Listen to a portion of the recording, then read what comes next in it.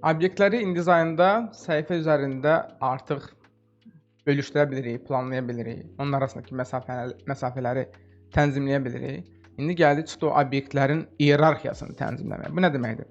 Məsəl üçün, bundan əvvəlki dərsdə biz götürdük iki obyekti, açar obyekti nəzərən align elədik. Gözəl. Düşünün bizim əvvəldən səhifə üzərində artıq bir mavi dairəmiz var. Biz ikinci bir dairə çəkəyik.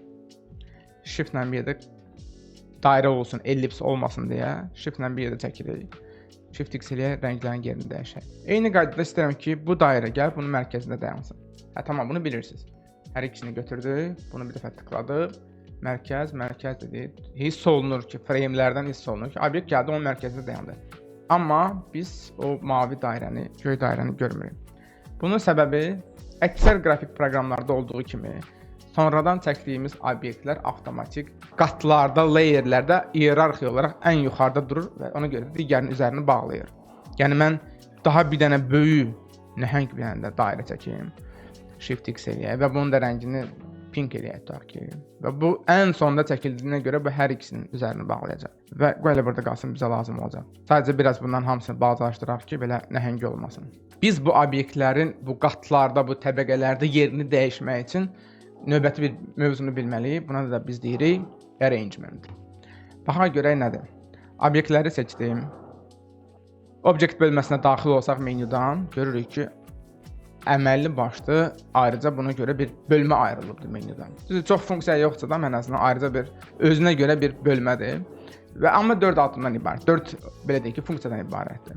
Bring to front, bring forward, send backward, send to back. Nə deməkdir? Gəlin bunları üst-üstə düzək, görməsək belə. Və mən istərdim ki, bu çəhrayı dairə bir addım arxaya getsin. Tamam, çəhrayı dairəni götürdüm. Object, arrange və gəlirik send backward. Bir dəfə tıkladıq, avtomatik çəhrayı dairə bir addım aşağı düşdü. Bir pillə aşağı düşdü. Ona görə qara ondan yuxarıda qaldı. Mən istədim ki, bu bir pillə də aşağı düşsün ki, o mavi dairədən də aşağı keçsin. Düzdür, mavi dairəni biz onsuz yenə də görməyəcək, amma yenə də yoxlayaq. Object, arrange və yenə də send backward. Amma biraz bunu kənara çəksək görək ki, doğrudan da oradadır. Bu pillə geriyə aparmağa biz deyirik send backward. Yəni eyni şeyi send backward eləyək bunu ki, bu qara ən nəhayət bu mavi dairədən də biraz aşağı düşsün və o yazıq minnoş dairəmizdə üzə çıxsın. Qara dairəni götürdük, object, arrange, send backward, artıq biz bunu gördük. Bunu hər dəfə bu şəkildə addım-addım eləmək şərtdirmi? Xeyr. Məsəl üçün, gəl bunu biraz kənara çəkək ki, həm görək, həm də bunun necə addımladığını hiss eləyək. Mən istərdim ki, bu dairəmiz birdən-birə ən aşağı getsin, hər dəfə pillə-pillə getməsin. O zaman object, arrange və send to back.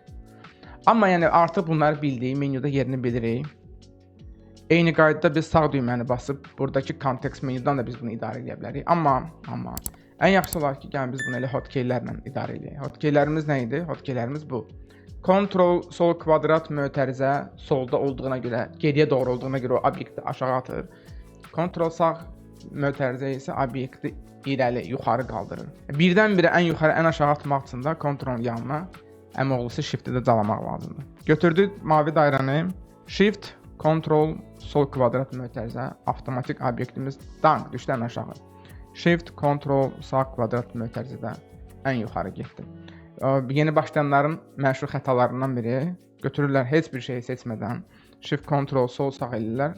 Bəli, bizdə dəyişmədi. Dəyişmədi çünki obyekt seçilməyibdi. Bir də həmişə ümumiyyətlə hotkeylərlə işləyəndə diqqətli olun ki, Azərbaycan dili deyil də ingilis dili aktiv olsun klaviaturada. Çünki bir çox hallarda spesifik simvollara bağlı olan hotkeylər korrekt işləməyə bilər. Demək ki, necə oldu?